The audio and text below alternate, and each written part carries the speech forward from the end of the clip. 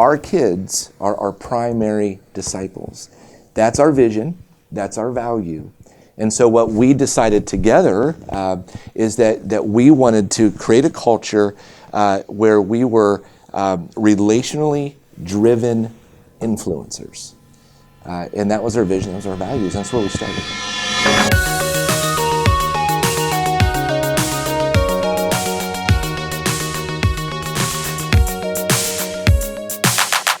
Hey everybody, Jeff Bogue here. I'm the senior pastor of Grace Church of Greater Akron. On this episode of Parent Partners, I'm joined with Jason Spodnik, who is the president of CVCA, and Jason Haymaker, who's the senior pastor of Western Reserve Church in Macedonia. And we're talking on this episode about this balance between being friends with our kids and being their leaders, their parents.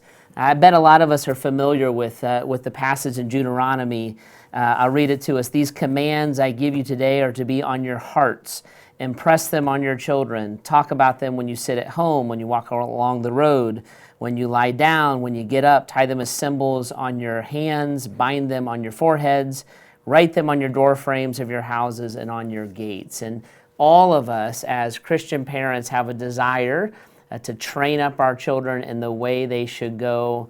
How does that work relationally? What are the boundaries? Jason, you're a dad, couple kids, and you guys figure this out perfectly, right? I'm glad I'm here today because we are clearly experts. It's so hard. Yeah. And the view that I have changed in perspective at the school, I've done this for 20 years with teenagers and middle schoolers. But when it's in your living room, when it's in your living room and it's your kid and you want them to like you and you want to be cool and you're trying to find that balance, we all know how hard that is. Yeah. And for us, I think a phrase that I use so often is, let's figure this out together. Yeah, this is the first time I've been a dad of a 16-year-old girl that's now a 17-year-old girl, and here's what I think and here's what I know, and I know what my role is, but boy, it's a struggle. Yeah. Somebody asked me recently, what it was like having 5 teenagers, and I just said, mostly they scare me. Yeah. I just don't always know what I'm doing, and I'll tell them that. Like, hey, I'm learning too, sorry. Yeah. Sometimes we joke we don't say for their college, we say for their counseling. But it is scary, and you don't know, and we're trying our best.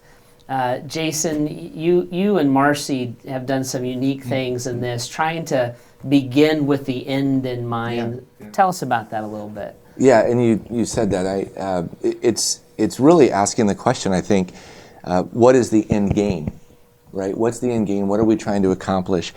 We wrap that up in our mission, our vision, and our values is really what we're after, right? And we have a phrase at our church that it's the vision and it's the values that make the decision. Yeah. Right? It's very, very clear. It's very easy to make decisions that way. And so I think in our homes, what we need to be doing is understanding what is our vision, right? What are our values?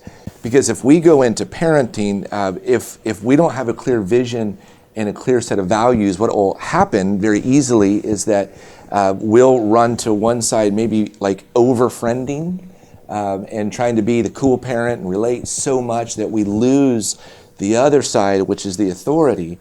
But if we don't have those clear vision and values, then we end up having, on the other side, maybe too stoic, maybe too much authority-driven culture in our home. And so in our home, what we wanted to do is we wanted to look at our kids as our primary disciples. Yeah. So we all make disciples, right? God calls us to that. But our kids are our primary disciples. That's our vision. That's our value. And so what we decided together is that we wanted to create a culture where we were relationally driven influencers. And that was our vision, that was our values, and that's where we started. And it changes, right, over time. When your kids are little, it's a lot about discipline and control. They get tired, they throw a fit, you pick them up, you put them to bed. Yeah. That's hard to do with a 17-year-old boy, yes, it is. right? Exactly. So that's bigger than you are. And so When you think about that idea of discipline and influence, Jason, that vision and values kind of lets you know that we're trying to steer our kids, and discipline is a part of that steering. Is that how that would work? Yes, absolutely. I think our kids in that environment, in my opinion, is that there's three things that have to happen in different things. Number one, when there is a situation where discipline is required, right? Number one, our kids in that relational environment need to know they're loved. Yeah. Right? So we're not going to flip out. We're not going to, right? We're going to respond. We're not going to react. And so they need to know that they're loved. Then we need to put in those important consequences, right? That's part of it.